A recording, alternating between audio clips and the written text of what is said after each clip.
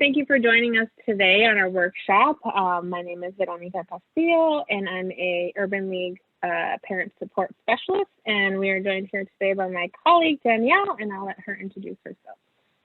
Hello, my name is Danielle. I'm also a Parent Support Specialist at Urban League, and I'm very excited that you're here with us today. Thank you, Danielle. So today we're going to be talking about making the change to middle school and to high school for your scholars. And this is very Madison Metropolitan School District based. So if you're in another school district, you might want to check with your own school districts or teachers, counselors. But this is a change from Madison Metropolitan School District. So moving on to the next slide, elementary to middle school. So that's where we're going to start today, is elementary to middle school.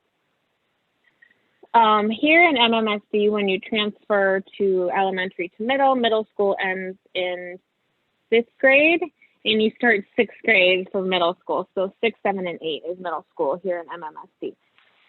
In elementary school, your support staff is usually your social worker, your nurse.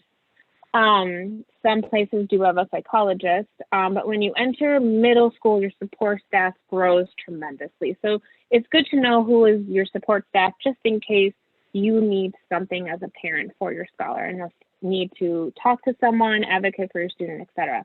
So for support staff, you have your dean of students, and the dean of students is someone who just handles any student related issues, from a disruption in class or needing support with academics, etc. So dean of students is there to support your scholar. You have your school counselor.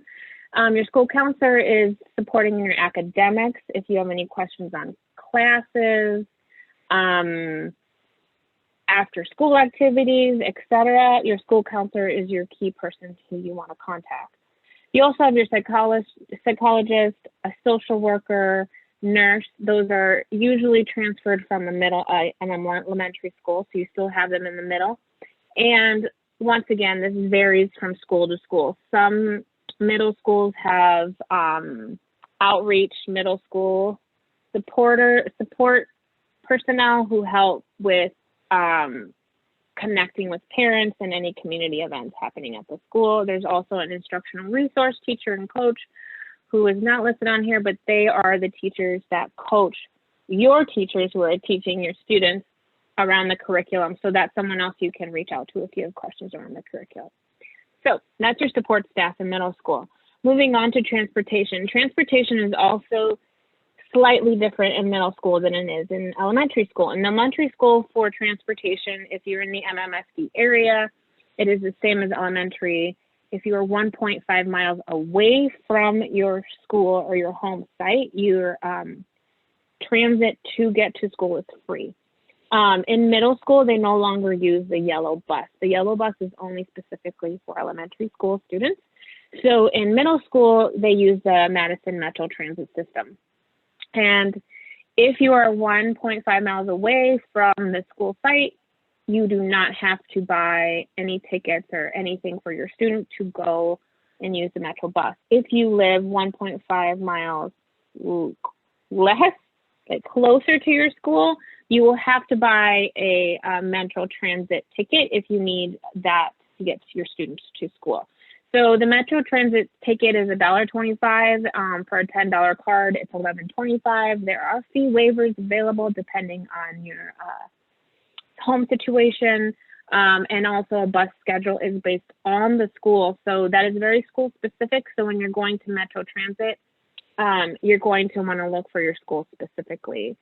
So the link right here, Metro Transit, is highlighted. So once these slides are up, please feel welcome to click on that, and that will take you directly to the school-based Metro Transit site, and will give you all the information you'll need there. Also in middle school from elementary, the schedule changes drastically. So this is post-COVID, pre-COVID, things have changed a little bit, but in a regular school year, students will get a bell schedule sent to them before school, and the bell schedule is really 8 classes that they'll be taking that range from, literacy, math, writing, reading, electives, etc. Electives also are school-based, so you'll have to talk to your support staff or your teacher, school counselor, to see what electives your students are able to actually select. Usually that's music, chorus, art classes, other classes that are available to them. Also, there's a sample elective options links. That sample schedule is from Sherman Middle School, just if you wanted to get an idea of what a bell schedule might look like, but that's very school specific. And also elective options, that's a MMSD site of what elective options are offered to your middle schoolers. And that once again varies from middle school to middle school. And if you have any questions on your schedule, you do receive it 2 days before school starts. You do not select your classes for your student. That is a high school option. Here in middle school, your classes are picked for you. Your schedule is already picked for you. The only options you have as middle school is your electives. So talk about those, learn about them, advocate for your scholar and which would be better fit for them. If you have further questions, you can reach out to the school counselor as your #1 best bet. And next would be your instructional resource teacher for extra support if you have questions around curriculum. Moving on, after school options are also different in middle school. Middle school, there's a lot less middle school options in the actual school site. Also varies from school to school. After school, middle school, MSCR is at all the schools in all the middle schools. MSCR is also in all the elementary schools, but MSCR in the elementary schools was more of a child care based system where they would check in with the leaders, they have snack, then they go to their respective places to do their activities, and then parents pick up, check them out, and they leave. Middle school, very, very, very different in the sense of it's not child care set. It's more of an after school drop in, and it is also more independent in the sense of your middle schooler will have to drop in, sign in, be there, and be gone, and leave when it's time to leave. But they, at the middle school level, do not take attendance. They do not, so it's not as rigorous, I want to say, and if their expectation is to be there or not to be there. So that is up to the middle schooler and you as the parent to decide when they're going to be doing the drop-ins, when they're going to be there. If they do not show up for their middle school, you will not get a call from the leader saying, hey, they're not here. So it's really to also teach your student about responsibility, also gives them many options to do things after school with MSCR, which includes community building, going through different community centers. There's different clubs and sports, different arts activities. There's also many other places that offer after school activities. We have a couple workshops that slides in previous workshops that might be able to give you more options. You can always ask support staff what other school-based offerings they have other than MNCR or anything else that they might support at a school level. So those are after school options. And for the last one, I have highlighted the Urban League of Greater Madison Resource Library. So in this resource library, with this link, once you click this link, it's going to send you to the resource library, and it's going to highlight, thank you, Ms. Danielle, it's going to highlight all the middle schools in the Madison Metropolitan School District. So this is going to be your go-to site when you're trying to find out more information about schools reopening, community events. Middle schools they do a great job on posting things on their website to let their parents know what's going on. And also many of these middle schools have Facebook pages. So feel free to click around, find the middle school in which you feed into. They usually have a welcome site, Facebook, library portal, thank you. So this is Sherman's site. They have a 5th grade to transitioning page, and that gives you pretty much an overview of what it's going to feel like transitioning to Sherman from a 5th grade to 6th grader. A lot of the stuff we talked about today. So thank you for sharing that. That is just kind of your go-to resource page that we highly recommend if you have any further questions. Also, if you have questions on where your student has to go for middle school, because sometimes we don't know, you can call the Enrollment Office for MMSD, or you can email them, just give them your address, and they'll be able to direct you to which school your elementary feeds into. Or if you're moving over the summer and are going to have to change middle schools, they can also help you to know which middle school that is that you will feed into. So that is elementary to middle. If you have any further questions, feel free to email or drop in our office hours. We're here to help. And I will hand it over to Ms. Danielle. Thank you. So now we're going to discuss moving from middle school into high school. Not as many big changes going from middle to high school, but there's just that extra level of independence as we're gearing up to prepare our scholars to go out into the real world on their own. So just when you're supporting your scholars with this transition, the Urban League of Greater Madison also, Resource Library also has a page for each of the high schools that has information specifically about what the changes will be from middle school into those specific high schools. Because again, a lot of these things are very school specific about how different things work, like the different electives, schedules, clubs that are offered, and things like that. Other ways to help support your scholar in this transition is to encourage them to maybe talk to their old friends from middle school that are already in high school, to just hear from their peers on what the changes that they experienced are, and how the advice that they could give to best prep your scholars to go into middle school, or from middle school to high school. Another big change that occurs from middle to high school is just your scholar is taking a little bit more rigorous coursework. There's, the step back of support from staff.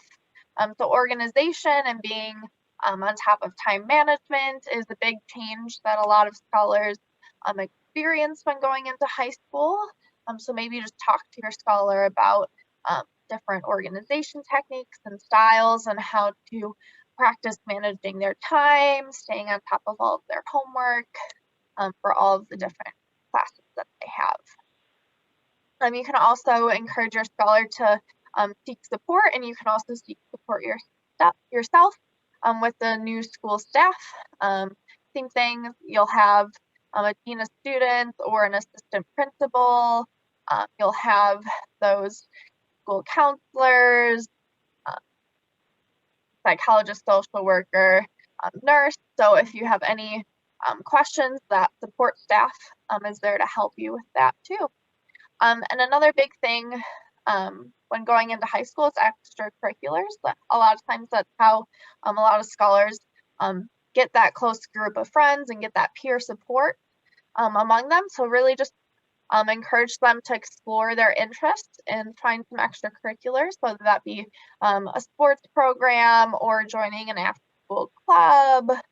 If there's not one, they can start a club.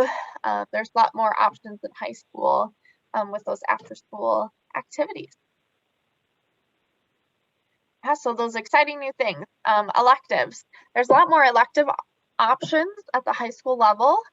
They get a little deeper into more specific topics and things that your scholar might want to explore, especially in like arts. There's a lot more different art options, theater, music, and there's also, if your scholar's interested in maybe like computer programming, sometimes some schools have more specific electives than that.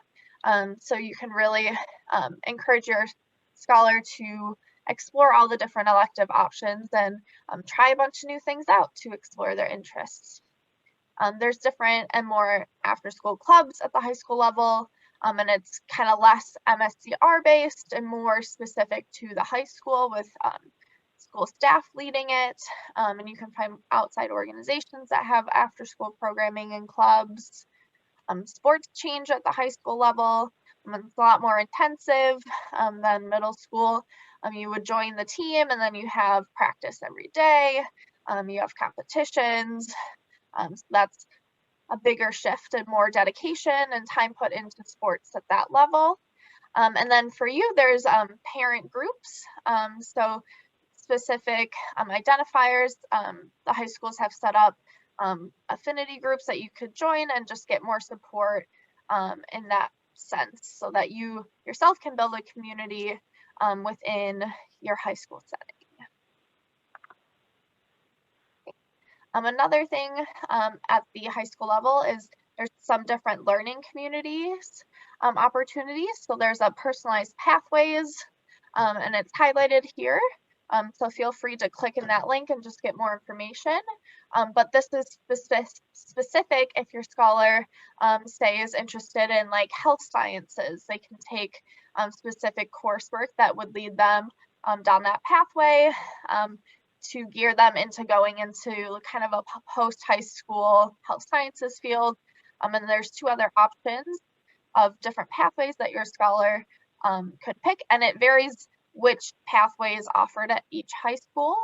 So make sure to check out which pathways that your scholar's school will have if they're interested in joining that learning community.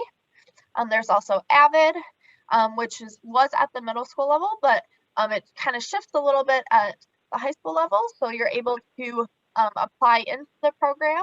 And it's just a college prep program. So your scholar would have AVID as one of their elective courses, and they do really specific work to make sure that they're prepared to go into college, kind of study skills, making sure that they know how to fill out college applications, explore different colleges that they would be interested in attending, and really just building that knowledge and skill set to get them into college prepared to succeed. There's also the dual language immersion programs. So this is one that you would have already been set up in at the elementary and middle school level. You can choose to continue to do it in high school, taking specific classes. And then you would graduate with a certificate with that language specification. So that looks really good on resumes and job applications. It can get you hired pretty easily. And then if your scholar does have that second language skill set, but they didn't participate at the elementary or middle school level, they could apply into the lottery system and take a test just to make sure that their language skill is at the level it would need to be to join in high school. It is a little more difficult to join at this level, but not impossible. So if your scholar is really motivated to try and join the program, I encourage you to have them apply into that lottery. And finally, there's the People program, which is through the UW system. So your scholar would apply into this. It's another college prep program that they would do some work and during the school year and then during the summers also at UW-Madison or UW-Milwaukee. And it would kind of build, again, those skills and knowledge to prep them for college. And then if they do continue through the program throughout their high school time, it does offer some scholarship opportunities through the UW system as well. So I encourage you, if you're interested in any of these programs, to just click these links, explore it some more, talk to your scholar about it, really think about how this could enhance their high school learning experiences. Okay. That's what we have for you this afternoon. Again, if you have any further questions or just want to discuss some more specific situations that you have with your scholar as they transition into either middle or high school, feel free to contact us. You can email, call, or drop into our office hours. These are the times here, and you can just join through. It's a Zoom link, but you could also call in. If you head to our resource library, there's a phone number on there that you can call in to that as well, or you could use the phone number here. Again, we want to thank you so much for joining us, and we hope that your scholar succeeds in their transition into their new school.